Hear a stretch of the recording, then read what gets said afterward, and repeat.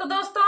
सुहाग गीत सुनाएंगे। सुहाग गीत बहुत ही दर्द भरा गीत है, तो सुनिएगा और बताइएगा कैसा लगा। तो देर न करते हुए चलिए सुनाते हैं। संझवाई के उगाले ताराई आए बाबा, अरे संझवाई का उगाले ताराई आए बाबा, अरे भोरावाई उगाले आदि तारे लाला नवा, अरे भोरावाई में उगाले आदि तारे लाला नवा, अरे दुलाई ना दुल्हा चौका चाड़ी बाई ठई, अरे दुलाई ना दुल्हा चौका चाड़ी बाई ठई, अरे दुल्हे पूछाई एक बात रे लाला नवा, अरे दुल्हे पूछाई एक बात रे लाला नवा, अरे तोरा तोहरे ना भाई लागे सोना का कटोरावा, अरे तोहरे ना भाई का सोने का कटोरावा, अरे उहैले भाई धनिया दाहे जरे लाला नवा, अरे उहैले भाई धनिया दाहे जरे लाला नवा, अरे ये तनी वचन सुनाई बेटी हो कामना देई, ये तनी वचन सुनाई बेटी हो कामना देई, अरे मनवा मा भइली उदास रे लाला नवा, अरे मनवा मा भइली उदास रे लाला नवा, अरे हमारे ना भैया का सोने के कटोरावा, अरे हमारे ना भैया के सोने का कटोरावा, अरे पियाई भाती जाओ माँ दूध रे लाला नवा, अरे पियाई भाती जाओ माँ दूध रे लाला नवा, अरे ये तनी बचन सब सुना ले दुल्हे, अरे ये तनी बचन सब सुना ले दुल्हे, अरे घोड़े पीठी भाए सवार रे लाला नवा, अरे घोड़े पीठी भाए सवार रे लाला नवा, अरे बियाहाला रानिया चौका चापा छोड़ा ले, अरे बियाहाला रानिया चौका वापा छोड़ा ले, अरे चली जाई बाई बजाना बजाई रे लाला नवा, अरे चली जाई बाई बजाना बजाई रे लाला नवा, अरे दुल्हे के बात सब सुना ले है सारावा, अरे दुल्हे के बात जब सुना ले है सारावा, अरे धाई लिया ले घोड़े कैला गमारे लाला नवा, अरे धाई लिया ले घोड़े कैला गमारे लाला नवा, अरे चंद्र सूरज ऐसन बहिनी संकल पे, अरे चंद्र सूरज ऐसन बहिनी संकल पे, अरे सोने के कटोरा के सची जरे लाला नवा, अरे सोने का कटोरा के सची जरे लाला नवा, अरे चांद सूरज जैसे बहिनी गाते जले, अरे चांद सूरज जैसे बहिनी गाते जले, अरे सोने का कटोरा के सची जरे लाला नवा, अरे सोने का कटोरा के सची जरे लाला नवा, अरे नाही हम देबै स्वामी नंदोइया कटोरावा, अरे नाही हम देबै स्वामी नंदोइया का कटोरावा, अरे इहै हमरे नैहरे का चीना रे लाला नवा, अरे इहै हमरे नैहरे का चीज रे लाला नवा, अरे केतना गरीब राजा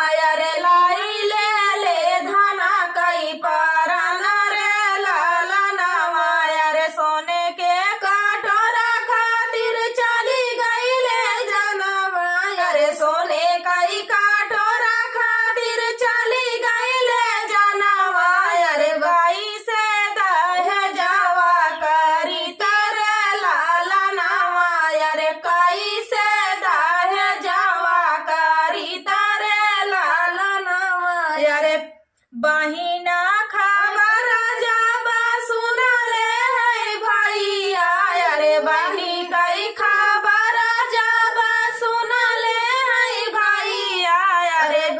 अरे पीटी पीटी रवाले का पर रे लाला नावा, अरे पीटी पीटी रवाले का पर रे लाला नावा, अरे रोई रोई धनिया से कहले है पियावा, अरे रोई रोई धनिया से कहले है पियावा, अरे चली गईली बहिनी का जाना रे लाला नावा, अरे चली गईली बहिनी का जाना रे लाला नावा, अरे सोने कई काठोरवा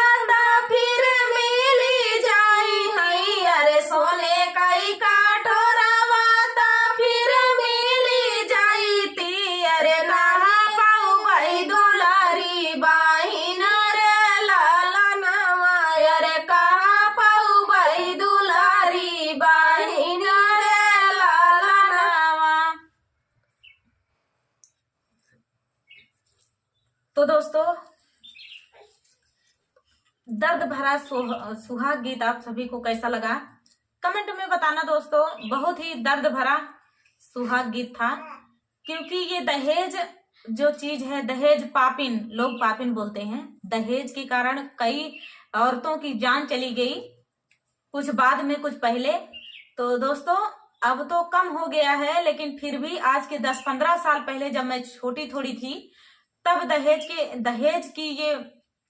प्रथा इतनी तेज थी कि उसमें कहीं ना कहीं जरूर सुनाई देता था कि आज वो जान चली गई, आज एक बेटी की जान चली गई दहेज के कारण।